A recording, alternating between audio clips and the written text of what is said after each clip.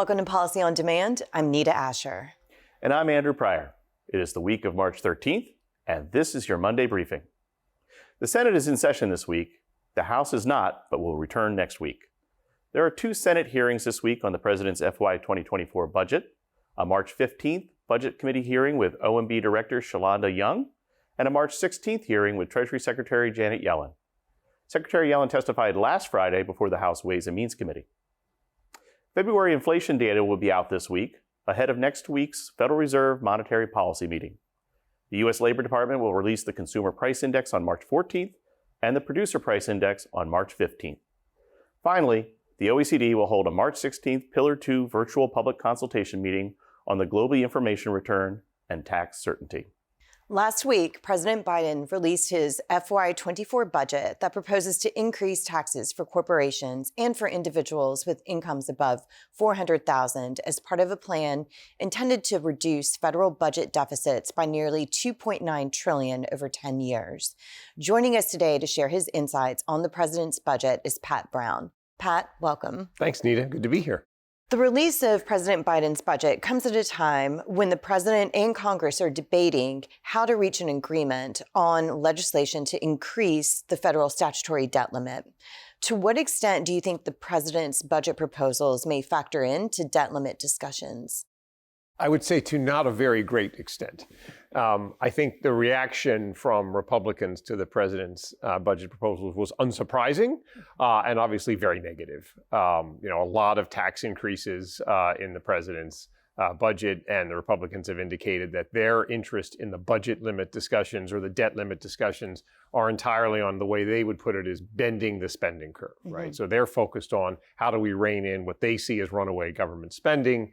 And of course, the president's position has been, I'm not negotiating on this. These are debts already incurred. We need to solve the debt limit, with a clean debt limit increase.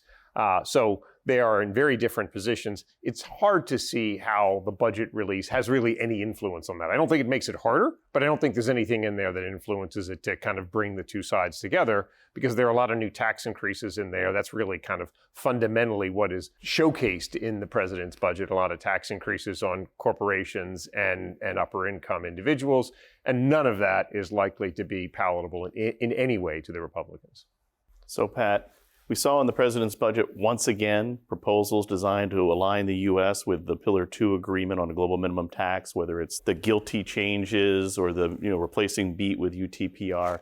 But at the same time, Ways and Means and Finance Committee Republicans have made clear that they continue to oppose the OECD global tax agreement. Right. And in fact, I think we're hearing Ways and Means Republicans are developing retaliatory legislation to the extent that foreign countries try to impose a UTPR on U.S. companies. So how do companies reconcile sort of this uncertainty out there in terms of the future of U.S.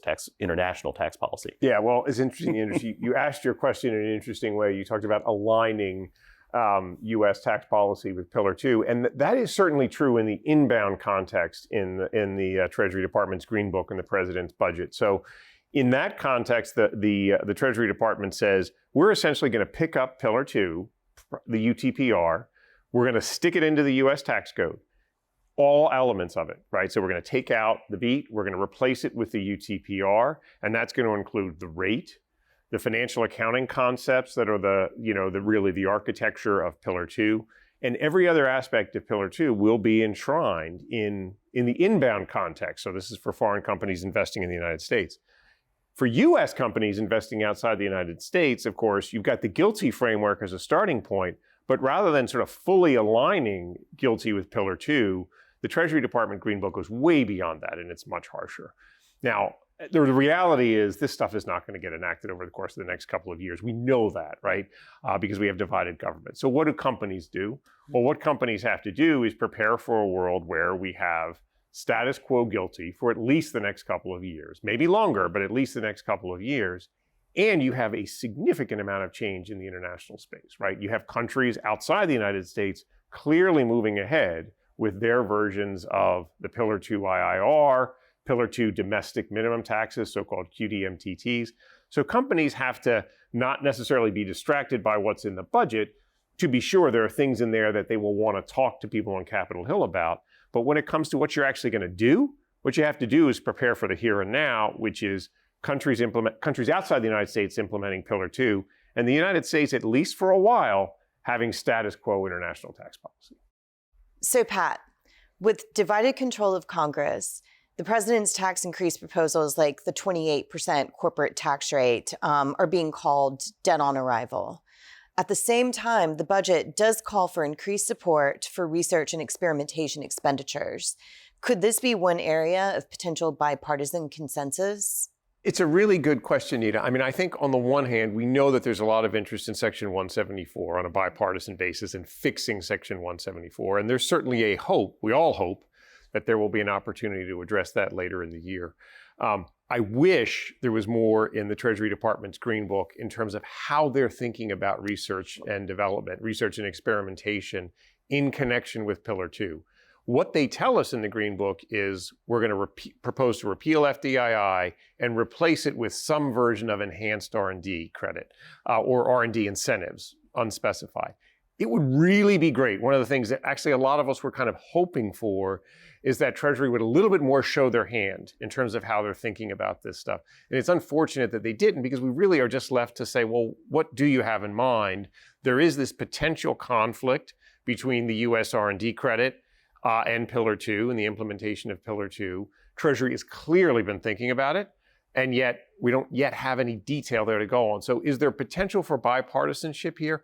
I mean, possibly, there could be, but I think if I were sitting in Capitol Hill, I would say I need to see and understand better what the administration has in mind so that I have something to react to. And I think that's what's lacking. And it would have been great if we'd gotten a little bit more in the Green Book on that. Pat, thank you very much for joining us. Absolutely. Good to be here. Yeah, thank you very much, Pat. And thank you for joining us. Be sure to check out the latest Week in Review included in the description of this episode, and stay tuned for this Friday's Week in Review. As always, thank you for spending this time with us. Have a great week, and we'll see you next time.